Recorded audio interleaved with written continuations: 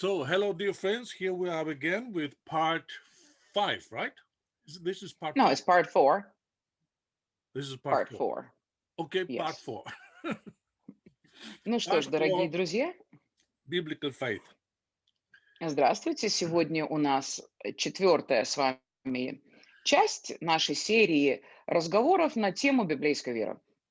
In this lesson, I want to talk about the uh, connection faith and victory. Сегодня мне бы хотелось поговорить на тему взаимосвязи веры с победой. This is probably one of the most important blessings that we can receive by faith. И это, пожалуй, одно из самых больших благословений, которые мы можем получить, опять-таки, благодаря нашей вере. Of course, I realize receiving eternal life is much more important than how we live here on earth. Yes, I understand. Разумеется, я вполне отдаю себе отчет в том, что дар вечной жизни, о котором мы уже с вами говорили, кстати, это нечто значительно более важное и значимое, чем наша жизнь здесь с вами на земле. But a Christian that lives in victory over sin and the world and the devil and all the things that come by those sources is the most powerful tool for promoting the gospel. Но при этом нам тоже важно отдавать себе отчет в том, что христианин, который имеет победу над грехом, над миром и над дьяволом, и над любыми проявлениями, которые исходят из этих источников, такой христианин воистину является самым мощным орудием для продвижения Царства Божьего на земле. Since the unbeliever does not expect eternity to be a reality for his life, the only thing he is interested in is the day, the life, this on this earth. И, разумеется, для людей неверующих, которые не понимают, что такое вечность, они об этом особо и не задумываются. Разумеется, для таких людей самое большое значение в жизни имеет нынешний момент. То есть моя жизнь сегодня здесь. So that's why I say a victorious believer is the most powerful tool for God to prove the value of the gospel. Именно поэтому я вам и говорю, что христианин, который сегодня здесь, на этой земле, живет в победе над грехом, над дьяволом, над миром, над всякого рода вещами, он и является очень важным свидетельством и орудием для Евангелия, для окружающих. Let's turn to a scripture in Romans 5, verse 17, where we see a general description of what it means to live a Christian life. Давайте с вами сейчас обратимся к Римлянам, к 5 главе, к 17 стиху, где содержится одно из общих объяснений Писания, что значит быть христианином.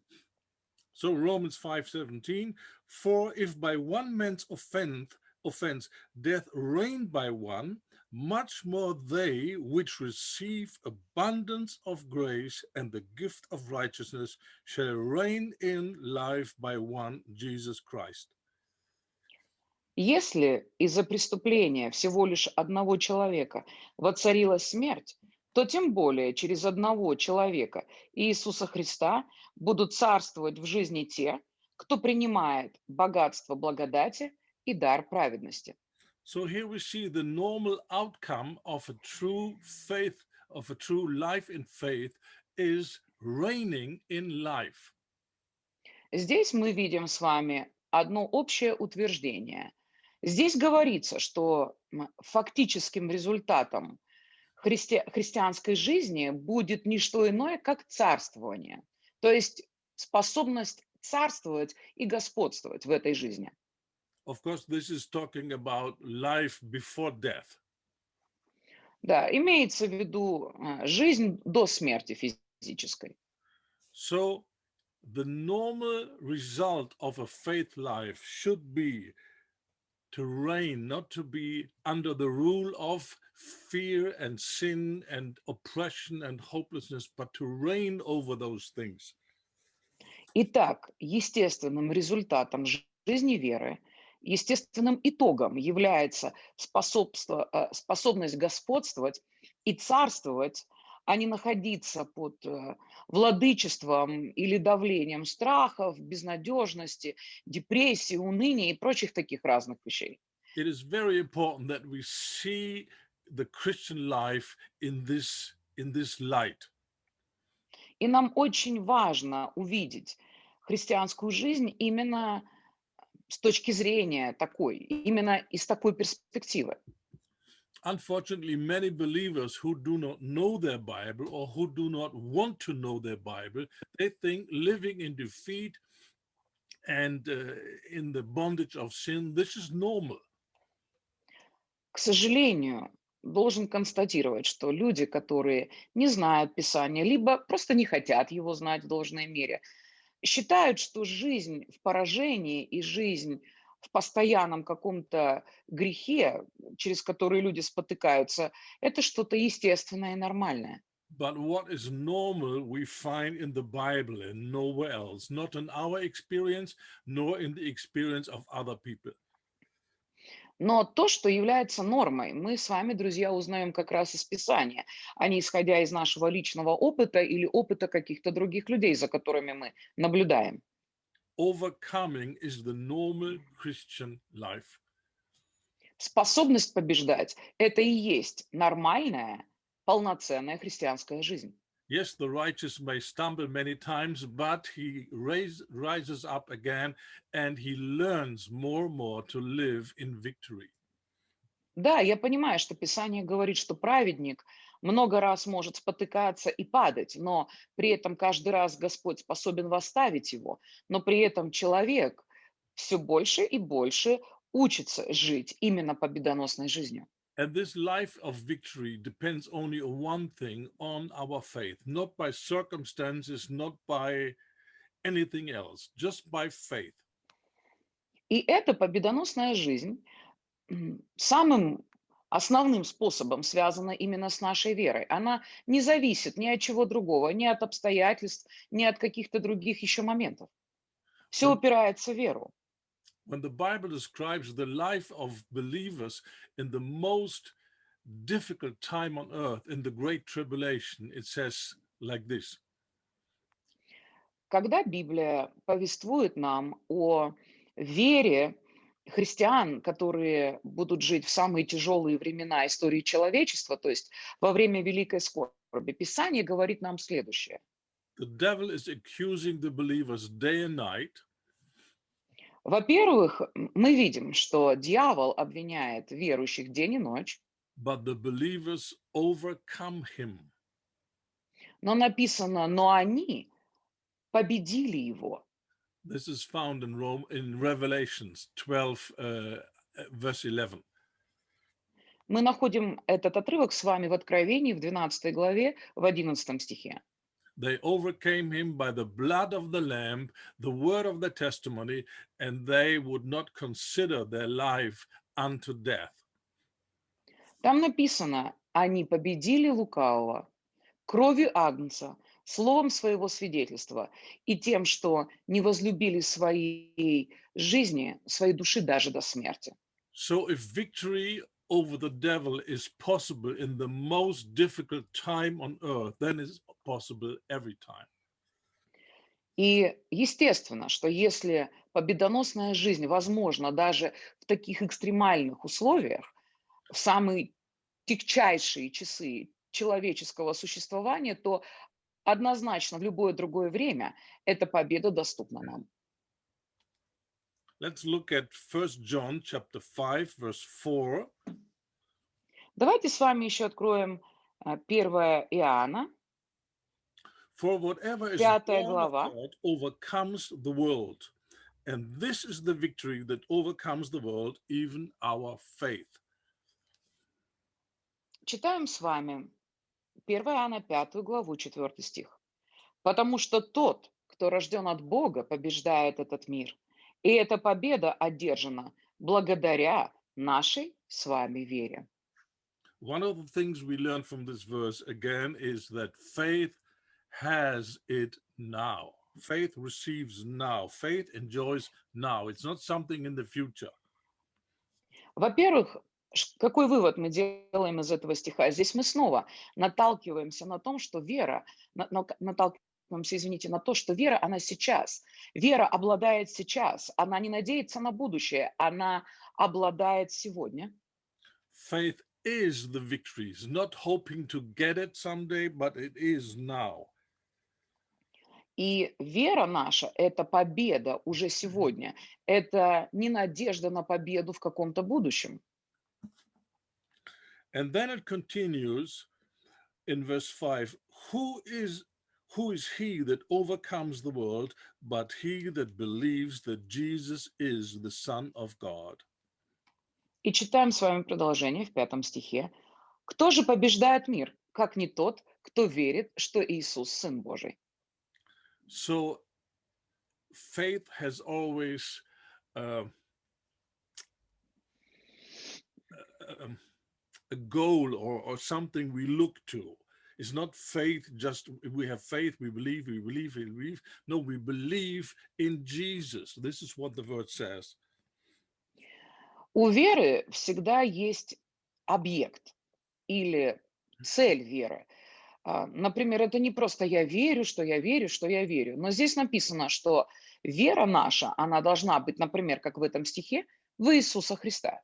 So believing that Jesus is the Son of God means believing in who he is and what he did for us at the cross and what he's doing right now in us by the power of the Holy Spirit. Итак, кто побеждает мир? Тот, кто верит в то, что Иисус– это Сын Божий. Другими словами, побеждает тот, кто верит в то, кто такой Иисус, каков его характер, что он производит сегодня в нашей жизни посредством Святого Духа.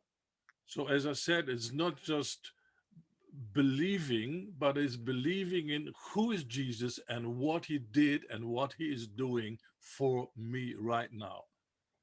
Итак, здесь ясно говорится, что это не просто какая-то некая абстрактная вера, но это вера в то, что Иисус– это Сын Божий, в то, кто Он есть, в то, что Он сделал для нас на кресте, и в то, что Он делает сегодня внутри каждого из нас. So if someone says, I believe, I believe, I believe, we should say, yeah, but you believe what? What do you believe? Поэтому всегда очень подходящий вопрос, когда человек говорит, да, я верю, я верю, я верю, но вопрос в том, во что верит человек. And the work of redemption is much more than just forgiveness of sin and having the assurance we will make it to heaven. И искупление– это нечто гораздо большее, чем прощение наших грехов и уверенность в том, что мы все-таки попадем на небеса когда-то. And in order to understand how this faith that brings us victory, how it works, we need to understand sin and temptation. Для того, чтобы также хорошо понимать в действие веры, нам важно иметь основное понятие о том также, что такое грех и искушение. I want you to look at a very important scripture in James, which actually is Давай, Jacob. I don't like this James, but this is how English Bible calls it. But his name is Jacob. давайте с вами откроем очень важное место Писания в послании Иакова. Just a second. I need to find the scripture because it's not in my notes.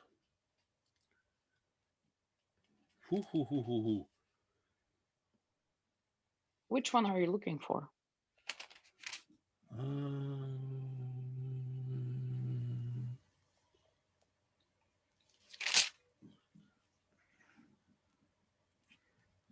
Yes, now I found it. I'm sorry. James 1:14. But Давайте, пожалуй, every man is tempted when he is drawn away of his own lust and enticed. давайте с вами все-таки начнем с Иакова 1 главы, именно 14 стиха. Каждого человека искушают его же собственные желания. Они увлекают и соблазняют его. This scripture is very important because it explains in detail what is happening just before we sin. Это на самом деле очень важный отрывок Писания, потому что он объясняет нам подробности того, что происходит с человеком до того, как он впадает в грех.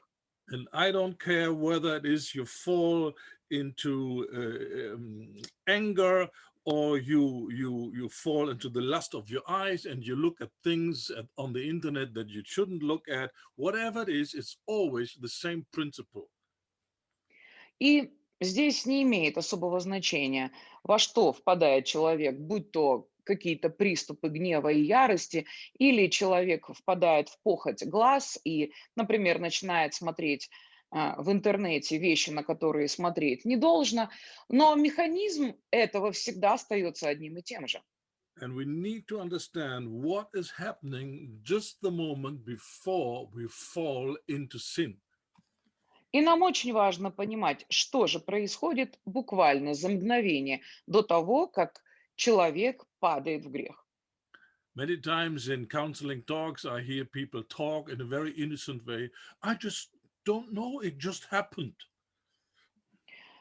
Честно сказать, служа людям в каких-то личных вопросах, я часто наталкивалась на то, что люди с очень невинным видом говорят: ну, я вообще не могу понять, как это со мной случилось. And I was a helpless victim and I was not able to prevent falling into sin. И я, в общем-то, здесь невинная жертва, я просто никак и не мог сопротивляться, это просто случилось со мной, и все. This is not what the Bible says.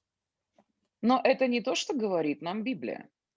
Many times in discipleship sessions, I talk to this disciple. I say, the way you speak about your sin is very important. И, кстати, вот в такого рода разговорах, в служении людям, когда я слышу вот подобные речи, я им говорю: послушай, то, как ты относишься к греху, имеет гигантское значение. People tend to speak about their sin in a very general way. У людей вообще есть склонность говорить о своем личном грехе несколько обобщенно. And they give the impression that they are just victims of sin. И людям нравится разыгрывать из себя жертву, как будто бы они ничего не могли поделать с собой. But this is not what the Bible says. Но еще раз повторяюсь, это не то, что говорит Писание. Especially in terms of our sin, we need to be in agreement with God. It's very important. Более того, в вопросе греха нам чрезвычайно важно иметь согласие именно с Писанием. So here the scripture says we are drawn away Здесь, by our в этом own стихе, lust. мы с вами прочитали, что человека влекут или искушают его же собственные похоти. So lust is a very pleasant feeling. Что такое похоть? Похоть– это нечто, обещающее нам что-то очень приятное. And it works like this temptation works like an invitation. Look, this is what you're going to get if you agree to do this and this. И похоти фактически работают в виде определенных приглашений. Они приглашают тебя сделать те или иные вещи, согласиться с тем или другим и впасть во что-то, и они приглашают нас к удовольствию. So temptation is knocking at the door and says, look, this is what you're going to get. Isn't this wonderful? Don't you want it? Фактически похоть, она стучит к нам в двери и говорит: смотри, вот что ты получишь взамен, и разве это не прекрасно? If sin were not connected with lust, sin would not be a problem. Если бы грех никак не был взаимосвязан с внутренними человеческими похотями, то грех никогда не составлял бы для нас никакой проблемы. And generally speaking, the only solution to sin is that we have a better and a greater lust in life. Именно поэтому решением греха является только одно, когда в нашей жизни есть искушение получить гораздо большее удовольствие. And this inner fulfillment, this inner pleasure is our love relationship with Jesus by the Holy Spirit. Это когда я могу иметь большее удовольствие, я могу иметь большую внутреннюю удовлетворенность благодаря моим взаимоотношениям с Иисусом So через Духа Святого. in our walk with God, it's very important that we do everything we can to develop a relationship with God where we receive pleasure in loving God, pleasure in His presence. Именно поэтому, как я вам уже говорил, это настолько важно, настолько приоритетно в нашей жизни сделать все возможное, все необходимое, чтобы иметь эту жизнь любви с Богом, когда мы способны наслаждаться в Его любви и в Его присутствии. As I said before, every person has a strong desire for inner satisfaction. Я говорил вам уже об этом, что у людей есть определенные внутренние сильные потребности. Одна из них это желание насыщаться, это желание получать удовольствие. And the sinner has only one source of satisfaction, that is the lusts of this world. У грешного человека есть только один способ свои эти внутренние желания или похоти удовлетворить. Это благодаря тому, что предлагает этот мир со всеми его похотями и страстями. But the Bible speaks about a different source of satisfaction that is reserved for the believers only. Но Библия предлагает нам совершенно другой источник внутренней удовлетворенности и насыщения, и который доступен только для верующих. And that is called the joy of the Lord. И это удовольствие называется радость Господня. It's a very powerful experience on the innermost being, in our innermost being. Это мощное переживание, которое человек может ощущать или переживать в глубине своего существа. Where we enjoy the peace with God, where we enjoy the knowledge we are accepted forever, we are loved, and God is pleased with us. Это когда я могу переживать покой и мир, когда я могу понимать и внутри это ощущать, что Бог меня принимает, что Бог мной доволен, что Бог рад, что я у Него есть, другими словами. And the Bible says only by faith we can please God. И Писание утверждает, что только через веру мы можем угодить Богу. And the great thing is we can please God before we are perfect. И еще прекрасная здесь мысль в том, что мы можем угождать Богу, даже не дойдя до какого-то определенного совершенства. Because God looks at our heart and He sees the intention of our heart. Потому что Бог сердцеведец, Он видит мотивы наших сердец. And when we sincerely pursue this one thing, we want to please God, then He is pleased. И когда мы всем нашим сердцем искренне стремимся к тому, чтобы угодить Ему, даже в нашем несовершенстве мы способны угодить. So this is what the Bible says. We can have such a close relationship with God. We stay in fellowship with Him, that we stay in peace, that we stay calm, and that we stay in enjoying His presence. И это то, что Библия нам говорит, мы можем с вами иметь. Мы можем иметь покой, мы можем иметь внутреннюю уверенность, мы можем жить в любви и в общении с Ним, и переживать это постоянно. And now look again what this piece of scripture says, James 1:14. He is drawn away by his lust. He's drawn away. Обратите снова внимание на Иакова 1 главу, 14 стих, который мы уже с вами читали. Здесь говорится о том, что Собственные похоти человека увлекают его, они ведут его в определенном направлении. Drawn away from what? Они увлекают его от чего? Drawn away from fellowship with God, the Holy Spirit. Они увлекают его, они уводят его от общения с Богом, с Духом Святым. Temptation comes as a strong feeling of lust and wants to pull us out of this relationship, this connection with God.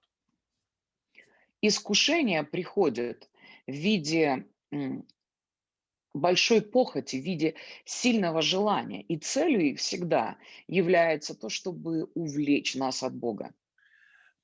And the wonderful message of the Bible is that this drawing away is not so strong that we cannot resist it.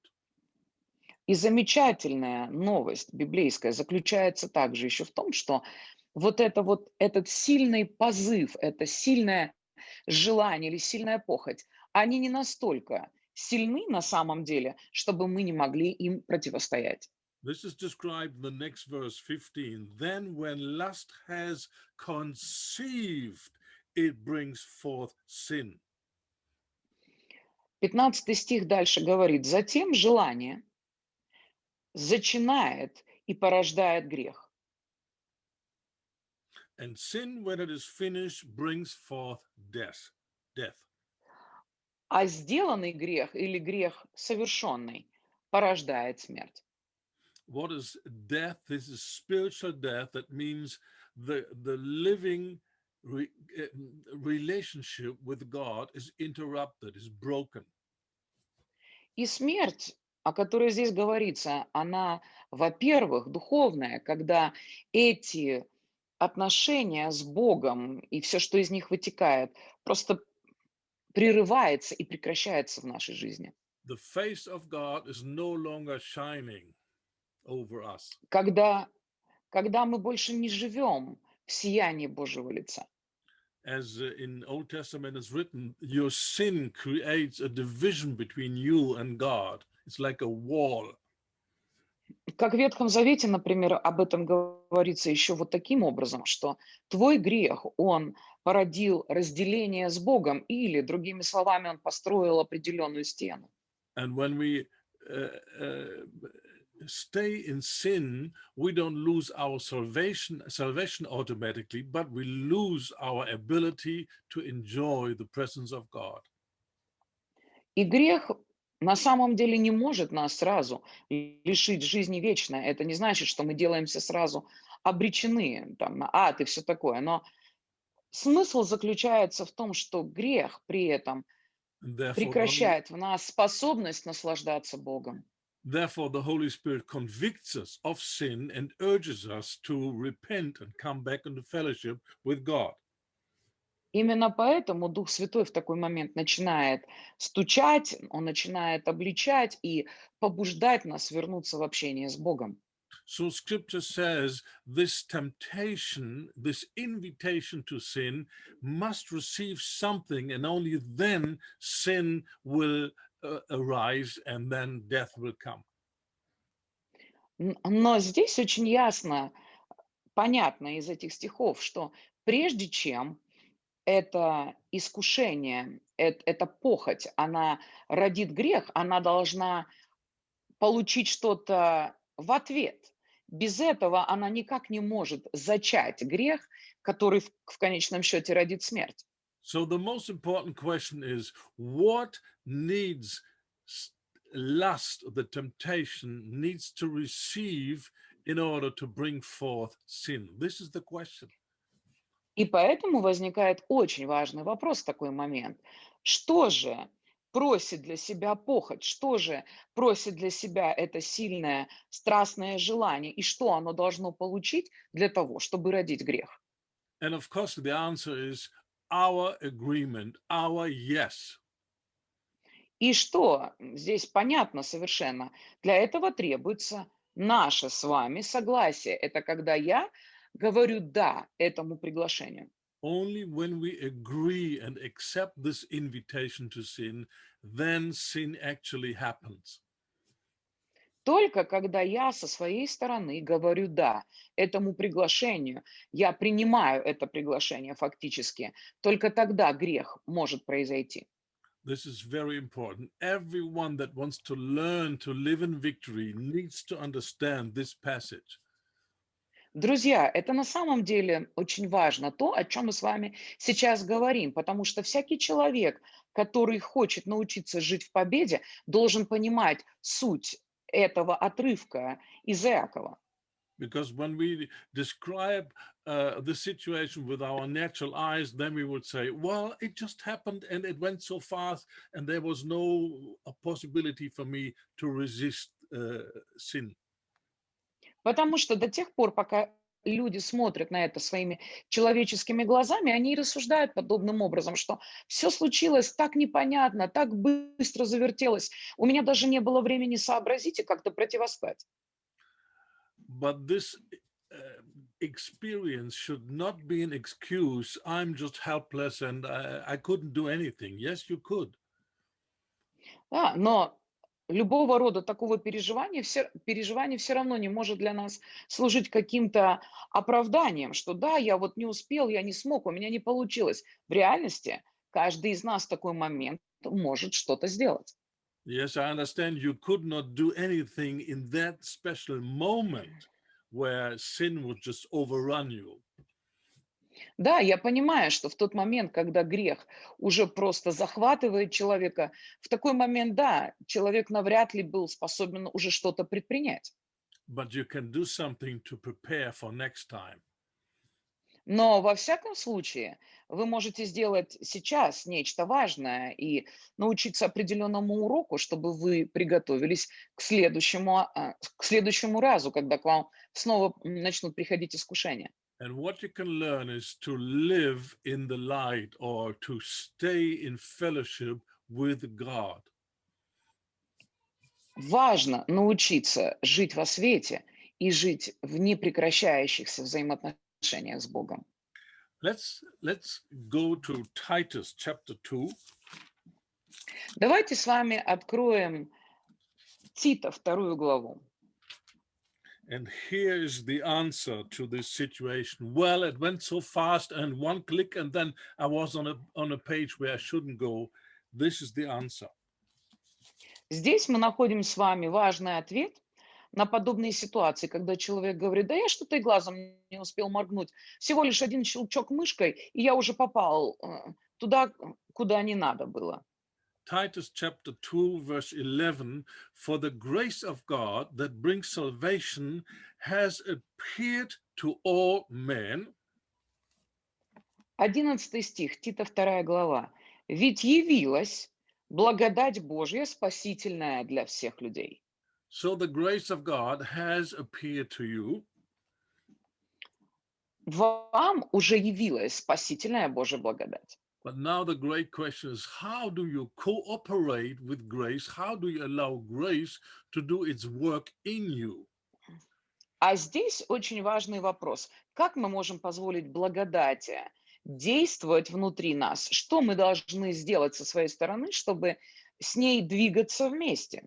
In the next verse, we see what grace is doing or what grace wants to do in our life. В 12 стихе написано, что благодать производит или хотела бы производить в нашей жизни. Grace is teaching us, denying ungodliness and worldly lusts. Благодать учит нас отвергать безбожную жизнь и земные страсти, So that we live soberly, righteously, and godly in this present world. и учит нас жить в этом настоящем мире благоразумно, праведно и благочестиво. So grace wants to teach us to deny worldly lusts. Итак, здесь мы с вами читаем, что благодать хочет научить нас отвергать земные страсти. No, it's Whether it fine. is the strong desire to burst out in anger or to look at pornography or taking drugs or whatever, it's always the same situation. И неважно, как я вам уже говорил, либо это связано со вспышками ярости и гнева, либо это связано с порнографией или употреблением наркотиков, всегда один и тот же сценарий. It is an ungodly lust knocking at the door of your life and say, "Do you come with me? We have a great time. Let's have party." Нечестивая страсть или похоть, она стучится в двери нашей жизни и говорит: ну что, пойдем вместе со мной, мы устроим с тобой крутую вечеринку и развлечемся как следует. And scripture says, in that moment, grace wants to be at your side and wants to help you. Но в этот момент Писание нам говорит, Божья спасительная благодать, она хочет быть с нами рядом, и она хочет помочь нам, она хочет нас Wants чему-то to help, учить. wants to help you to do two things. To understand this is a temptation right now. Be very careful. Эта благодать хочет помочь нам в двух вещах. Во-первых, в том, чтобы мы различали, что вот в нашу жизнь стучится не что иное, как похоть, как искушение, и в этот момент нам следует быть очень внимательными. And number two, grace wants us to encourage us to use the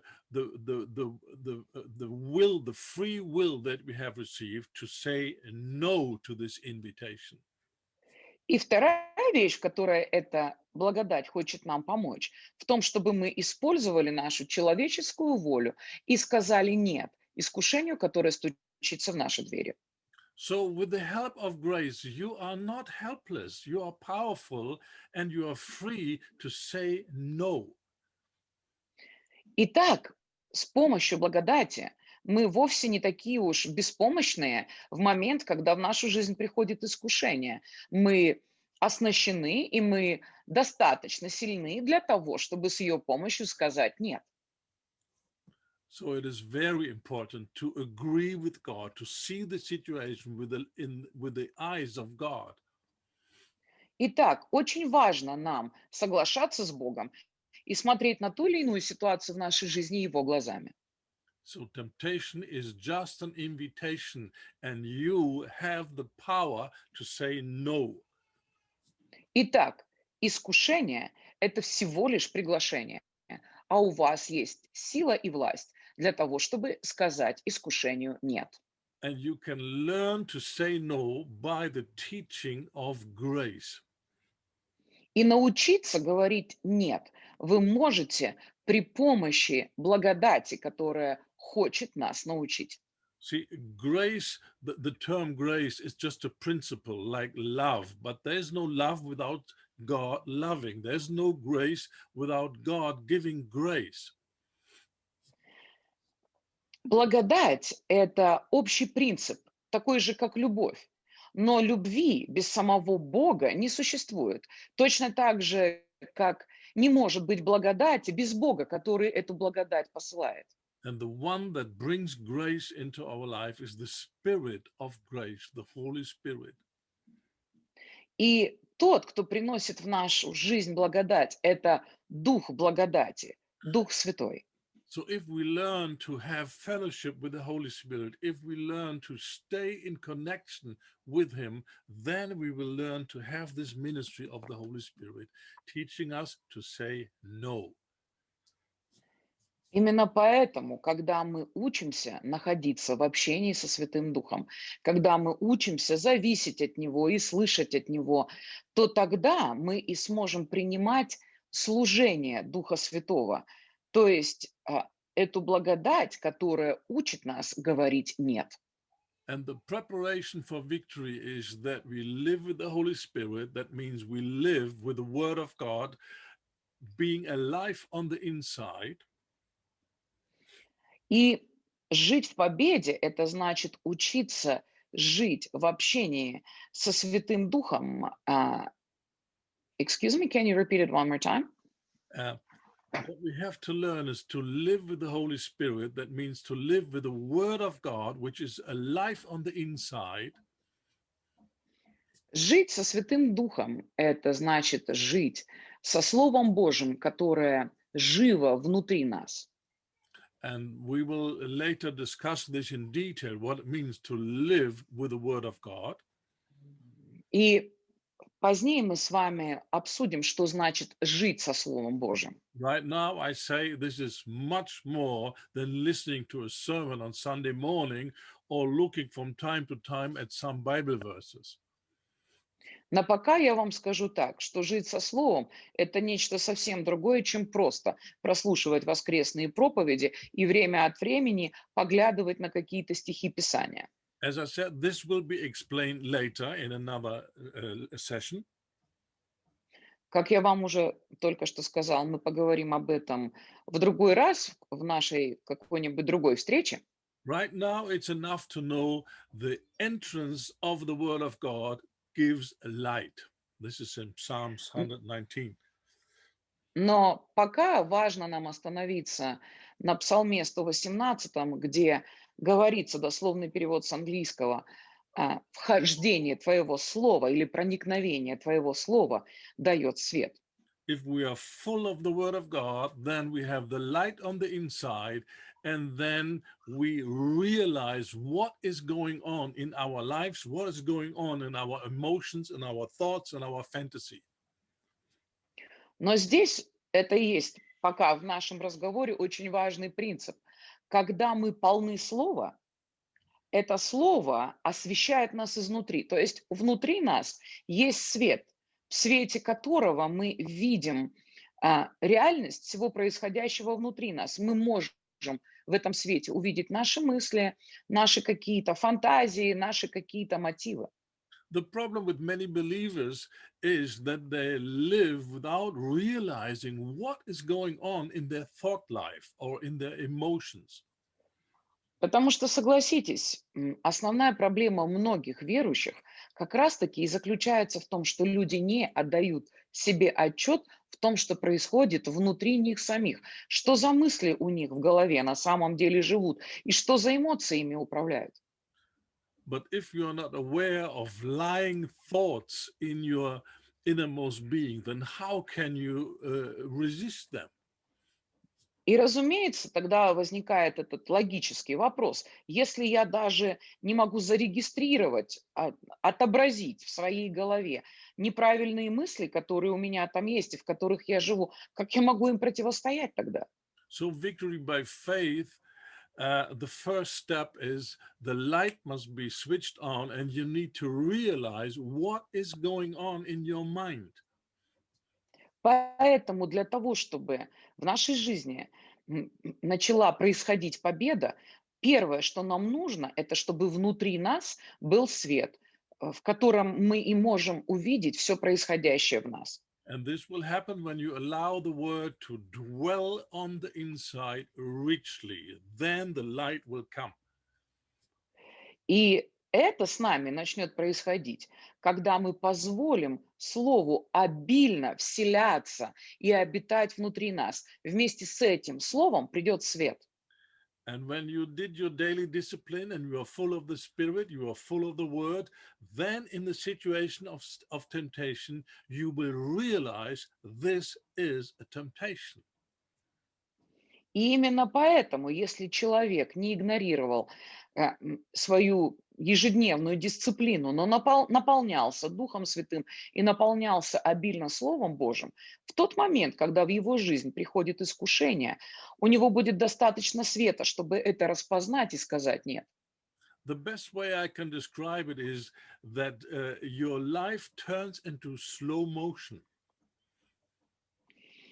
Наверное, самый лучший способ, как я могу это еще по-другому объяснить, это когда наша жизнь, она а, на в замедленном воспроизведении мы ее можем увидеть. You have seen this in movies. Suddenly everything switches to slow motion and then it goes very slowly. Да, вы наверняка это видели, там, я не знаю, в кинематографе, в кино вы видели, в каких-то там программах, когда в какой-то момент включается замедленное действие, и все начинает происходить очень медленно. I call this the grace of slow motion. Лично я называю это благодатью замедленного действия. You have fellowship with the Holy Spirit. You enjoy His presence. You're holding hands with Him. Ты живешь с Духом Святым, ты наслаждаешься Его общением, ты с Ним стоишь рука об руку. Because you filled yourself with the Word. И потому что ты наполнял себя Словом, And then the Holy Spirit will show you there is an invitation. There's a lust trying to draw you away from our wonderful fellowship. и в какой-то момент Дух Святой предупреждает и говорит: смотри, вот в твою жизнь пытается войти искушение, которое хочет разорвать наше общение. And now you need to be very careful. И он предупреждает и говорит: теперь тебе нужно быть очень внимательным. And please be aware of the fact that you now have to make a choice. И в этот самый момент перед каждым из нас лежит выбор. You can accept this invitation and you will go down the way into sin. Либо я могу принять приглашение и двинуться по пути греха. Do you realize you cannot enjoy a dirty movie while you hold hands with the Holy Spirit? It's not possible. Друзья, вы же осознаете, правда, что, например, мы никак не сможем совместить это в нашей жизни, сидеть и смотреть какие-то омерзительные грязные фильмы, и при этом рассчитывать, что Дух Святой тут же сидит рядом с нами. Before you can enjoy these dirty things in your flesh, you need to say bye-bye to the Holy Spirit. Please go for 2 hours to the next room. Leave me alone. Понятно же, что прежде чем мы хотим так сомнительно насладиться чем-то подобным, мы должны сначала сказать Духу Святому: знаешь, Дух Святой, ты меня на пару часов в покое оставь, я хочу один побыть.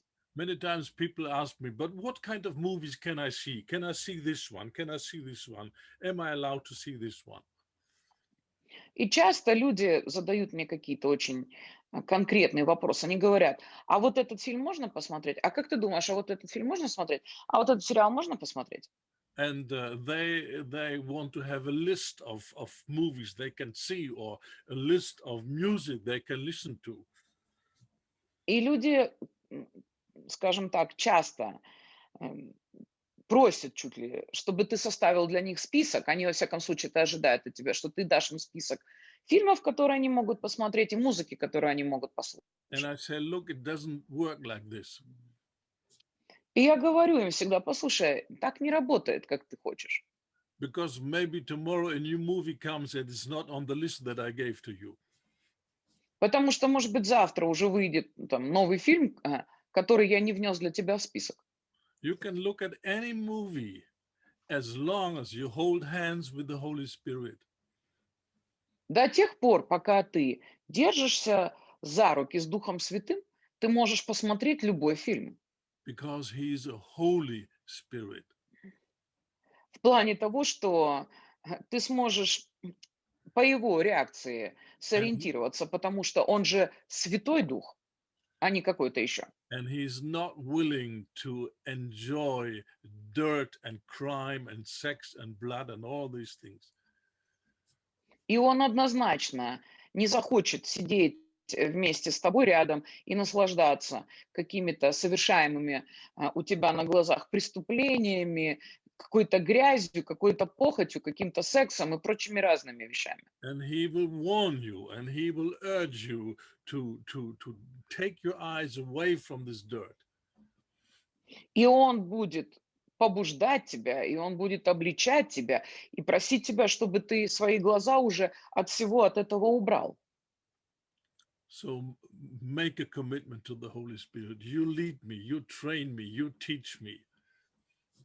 Поэтому, друг дорогой, сделай это внутреннее посвящение Духу Святому. Скажи ему: ты научи меня, ты наставь меня, ты мной And, руководи.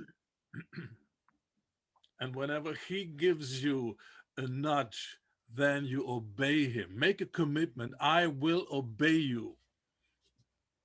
И сделайте это внутреннее решение, когда мы говорим Духу Святому. И если ты начнешь меня как-то теребить и мне на что-то указывать, я буду тебе послушен. Maybe you are hurt, and in this moment of your pain, you want to say something which is not helpful, which will damage the relationship. Может быть, в какой-то момент, когда тебе больно, потому что кто-то что-то сделал тебе, тебе хочется открыть рот и сказать какие-то слова, которые в конечном счете навредят взаимоотношениям. This is a temptation. И это точно такое же искушение в нашей And жизни. there is the promise of love, of lust, if you release your anger or your revenge. И в такой момент времени тоже в нашей жизни есть это сильное искушение и обещание, удовольствие, что если сейчас я выплесну переполняющие меня эмоции или я как-то отомщу своими словами, But the Holy Spirit will warn you and say, be careful. Don't let this come out of your mouth. Don't do it. то я смогу пережить какое-то облегчение, какие-то приятные эмоции, но Дух Святой нас в этот момент предупреждает и говорит, не вздумай это говорить. The price is too high. You don't want to pay it. Цена слишком высока, ты не хочешь сейчас всем пожертвовать. So we can develop a relationship with the Holy Spirit where He's actually there in the situation of temptation and He will warn us. Другими словами, друзья, мы можем развить такие взаимоотношения с Духом Святым, когда в, в конкретных ситуациях нашей жизни Он присутствует там, Он с нами продолжает общаться, и Он предупреждает нас.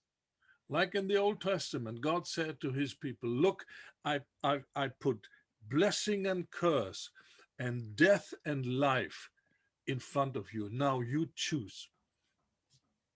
Точно так же, как во времена Ветхого Завета, вот мы встречаемся с этим выбором, где Бог говорит, вот я положил перед вами благословение или проклятие, жизнь или смерть.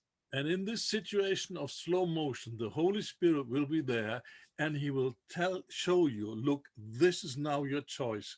And this will be the consequences of the right choice and of the wrong choice. What do you want? И в момент вот этого благословенного замедленного действия, когда перед нами начинает медленно разворачиваться определенная какая-то картина, где существует определенное искушение, Дух Святой может нам сказать и показать, что вот, если ты сделаешь вот так, то у тебя будут вот такие последствия. Если ты сделаешь так, будут такие. Поэтому выбери сейчас спокойно, что ты хочешь. So by the Holy Spirit, you're no longer guided or led astray by your emotions, but you are guided by your renewed mind.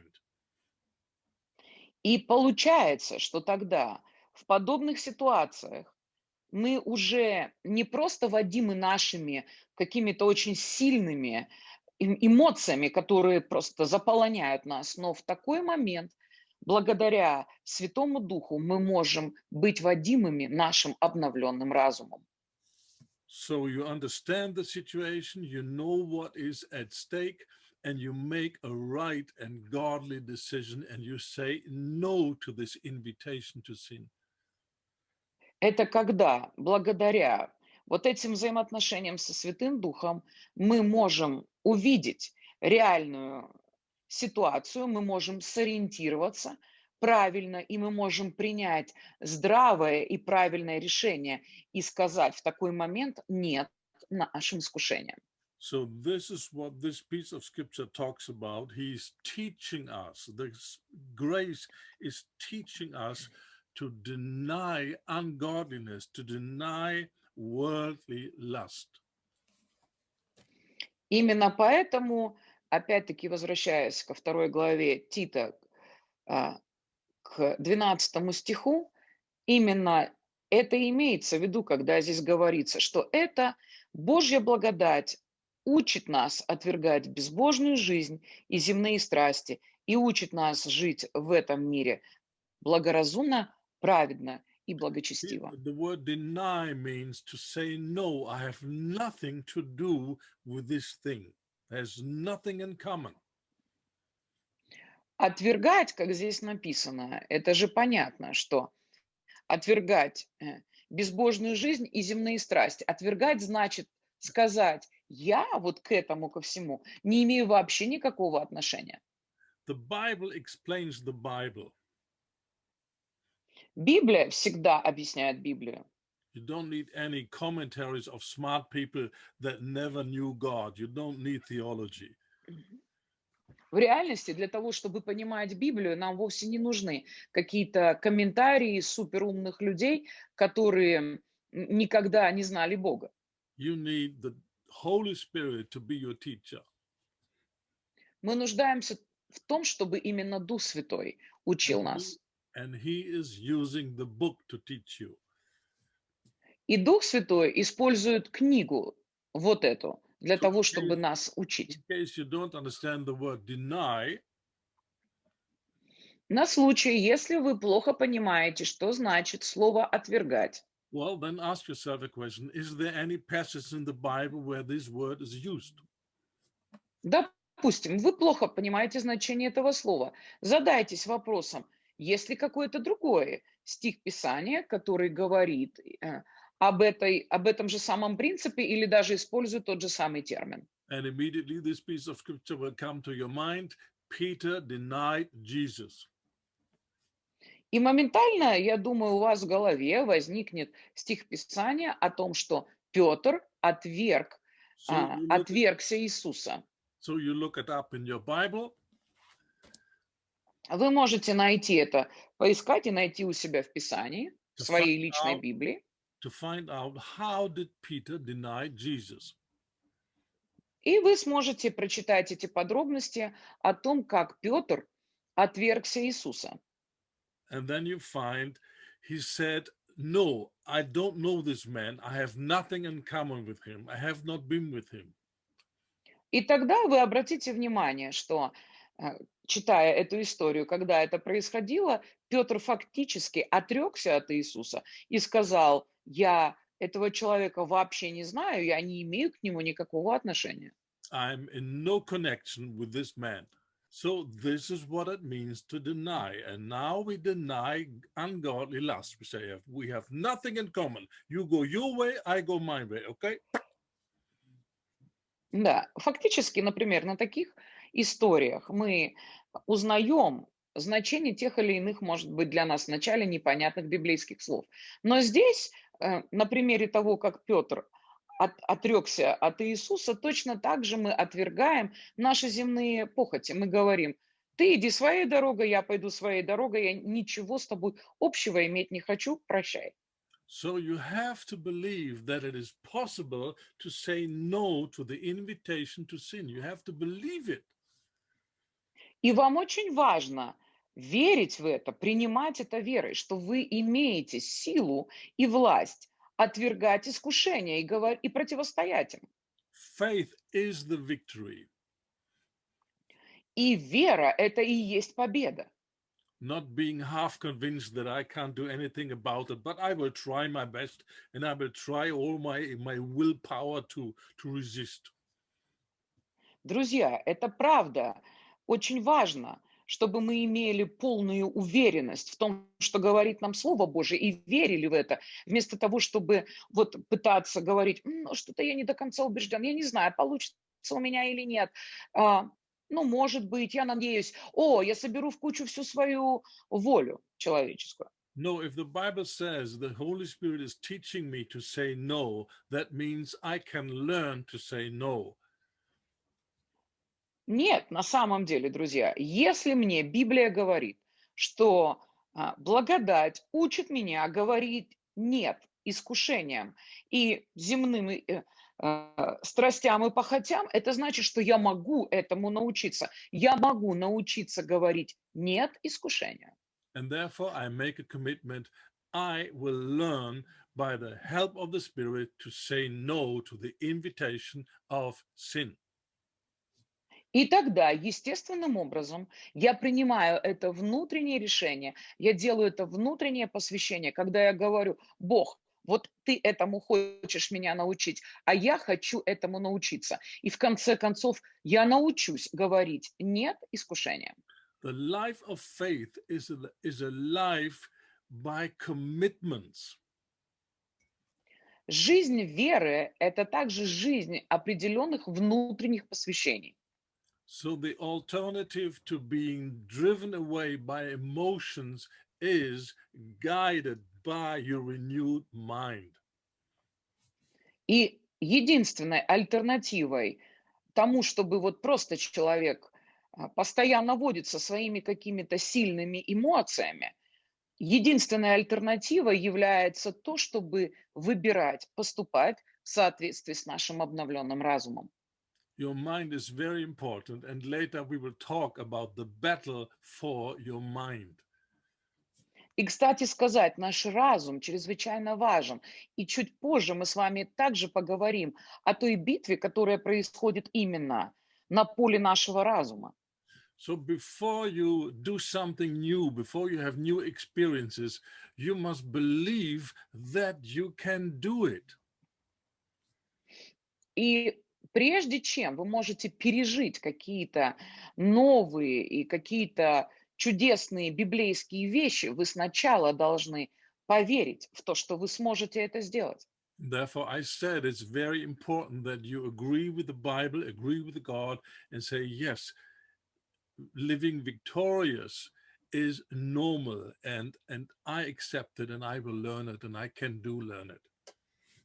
Именно поэтому я с самого начала сделал вам упор на то, что на самом деле я могу согласиться с Библией, и я могу жить победоносной жизнью, и именно это с точки зрения Библии является нормой. So the way we think about ourselves and our lives and sin is very, very crucial. И именно поэтому то, как мы думаем о себе, как мы думаем о своей жизни и как мы понимаем грех, имеет такую чрезвычайную важность. And therefore, we need to study the Bible. What does the Bible say about sin, about victory, about what happened to us by the work of redemption? Поэтому нам так важно с вами изучать Писание, что Библия нам говорит о нашей жизни, что Библия нам говорит о тех или иных вопросах, и в частности о том, что Библия говорит нам об искуплении, которое было даровано нам с вами. Our faith can only grow when we know the facts of what happened at the cross with us. Потому что вера наша способна вырасти только на основании того, что я все больше и больше узнаю факты того, что было сделано для меня на кресте. Philemon, verse 6, it says, the communication of your faith may become effectual by the acknowledging of every good thing which is in you in Christ Jesus. Филимон, Verse 6. там 1 глава, 1 глава, 6 стих. Он говорит о том, что вера приводит нас к познанию всего того доброго, что мы обретаем во Христе. So faith becomes effectual. Faith begins to work to bring results when we acknowledge facts from the Bible.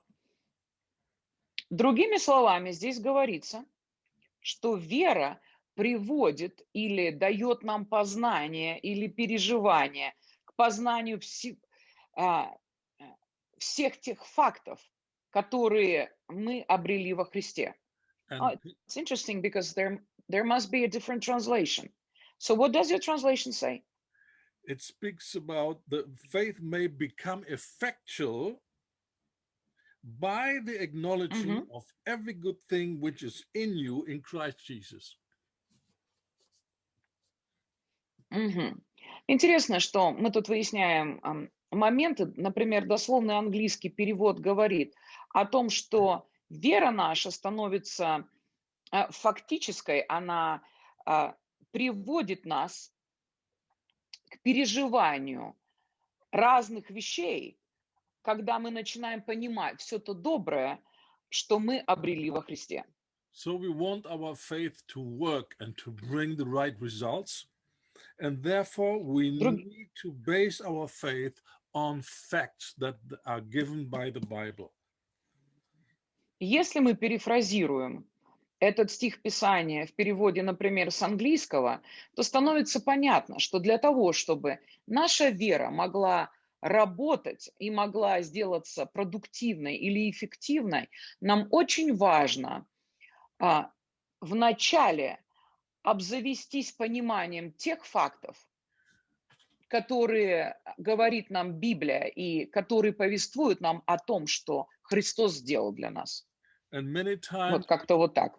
those Bible facts, they totally contradict our human natural mind.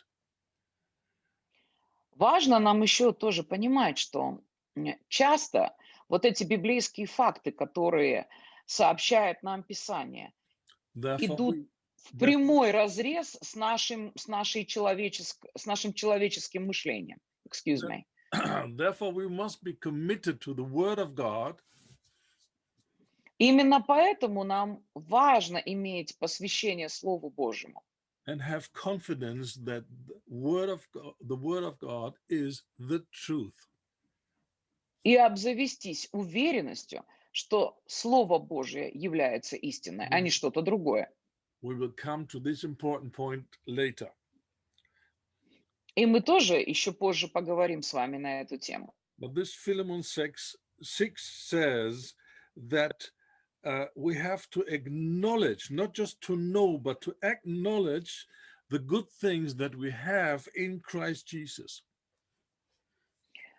Интересно, что опять в английском переводе этого 6 стиха из послания Филимона говорится, что мы не просто должны как-то головой знать какие-то факты, но мы должны иметь уверенность во всем том добром, что было для нас приобретено Христом. And there are very important facts in the Bible, especially in Romans, which we need to understand and to accept in order to have victory over sin. И, например, есть очень важные библейские факты, особенно в книге «Послание к римлянам», которые касаются нашей победы над грехом и в которых нам стоит утвердиться. And by many talks with many believers, I found out that the believers in their churches, they do not know what Romans is teaching. И тоже, разговаривая с разными верующими из разных церквей, я, к сожалению, пришел к выводу, что часто верующие, и, может быть, даже целые церкви, я не знаю, имеют очень слабое понимание того же, о чем нам говорится в послании к римлянам. And that is the reason why sin is so common in their lives and common in many, many churches. И я думаю, что именно по этой причине грех так распространен и так и является таким естественным в среде верующих So therefore и в церквях. we will look in the next session to Romans 6, which is the fundamental chapter in the Bible about victory over sin. Именно поэтому в нашем следующем занятии мы рассмотрим с вами 6 главу послания к римлянам, которую можно воистину считать фундаментальной библейской истиной, особенно касательно нашей победы над грехом. But I think this is enough for today, and we will deal with Romans 6 in the next session. Я думаю, на сегодня мы уже поговорили с вами достаточно и перейдем с вами к римлянам, к 6 главе в наш следующий раз. So thank you so much for today. God bless you. Bye-bye. И спасибо вам за то, что сегодня вы уделили время. До свидания и всего вам доброго. Bye-bye.